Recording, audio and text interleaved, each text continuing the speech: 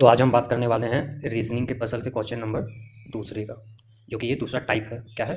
Comparison based puzzle. इसमें क्या बोला गया है, डायरेक्शन क्या दिया गया 6 to 8 से। Study the following information carefully and answer the question given below. ठीक है। 7% that is B to H, B से एच तक है, but not necessary in the same order, are arrange according to their marks in decreasing order from left to right. At most of person scores more marks than G. One person score marks between G and D. Two person score marks between D and H. H score less marks than G. G score just more marks than B, who score 72 marks. The difference between the marks of B and F is one more than the number of person who score more marks than E. The score of F is an odd number. E scores more marks than F. D score less marks than C. तो चलिए solve करते हैं। दो case बनेगा, देखते हैं। Case number one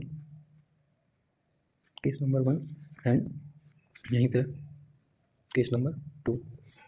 बोला क्या गया है? At most one person score more marks than G, यानी जी से पहले एक होगा कोई। ठीक है, यानी कि मेरा केस वन यहीं गलत हो जा रहा है, यहीं पे मेरा रॉन्ग हो जा रहा है। इसको लेके चलते हैं। फिर है one person score marks between G and D, G और डी के बीच में एक पर्सन स्कोर करेगा मार्क्स। ठीक है। Two person score marks between D and H, D और एच के बीच में, डी और एच के बीच में दो पर्सन स्कोर करेगा मार्क्स। ठीक है। H score less marks than G, G score just more marks than B, G score करेगा just more marks than B, यानी कि बी। बी को हम कहाँ रखेंगे फिर? बी को हम यहाँ रख सकते हैं, देखते हैं रख के। ठीक है। उसके बाद क्या बोला गया? मोर मार्क्स, वो उसको 72 मार्क्स, जो कि 72 मार्क्स स्कोर कर रहा है। अगर यहाँ पे 72 मार्क्स, ठीक है, बी को यहाँ, या फिर बी को हम यहाँ भी रख सकते हैं, दो जगह रख सकते हैं। जी स्कोर मोर मार्क्स, ज़्यादा मार्क्स देन बी से, यानी कि बी को अगर हम यहाँ रखें और यहाँ 72, अभी मैं देख रहा हूँ, बाकी आंसर क्या आएगा देखते हैं।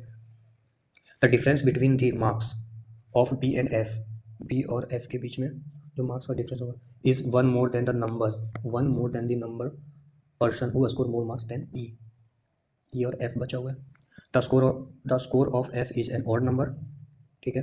ई scores more marks than F, E score more marks than F, यानी कि अगर ई हम यहाँ रखें और एफ यहाँ रखें तो मेरा बनेगा, ई को यहाँ रख दिया और एफ को यहाँ पे रख दिया। एक क्या बच गया अब लास्ट में?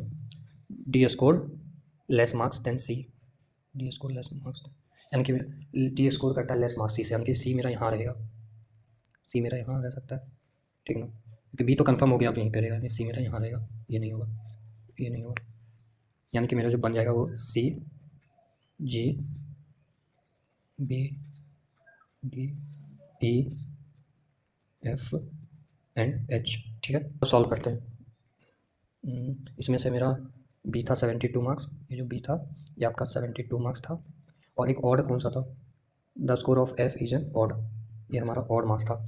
H score less marks than G, G score just more marks than B, who score 72 marks. The difference between the marks B and F is one more than the number of person who score more marks than E. ठीक है। ठीक है। The score of F is an odd number, 67 देखते हैं। ठीक है, रखें। अब बनाते हैं। वाट में be the score of H, H का स्कोर क्या रहेगा? यानी अगर यहाँ 67 है तो एच का स्कोर यानी 67 से कम होना चाहिए, यानी कि 59। ठीक है। How many person score more marks than C, C से ज़्यादा कौन कौन लाया? सी से ज़्यादा तो कोई नहीं आया है, यानी कि इसमें हो जाएगा none. Who among the following person score just less marks than D, D से लेस आपका हो जाएगा ई, यानी कि ई। आंसर देख लेते हैं, आंसर क्या है? फर्स्ट का 59 सही है, सेकेंड में नो वन सही है, यानी नन। ठीक है, दैट मीन्स ए। उसके बाद फिर थर्ड में ई सही है, गुड। अब मिलते हैं नेक्स्ट क्वेश्चन में।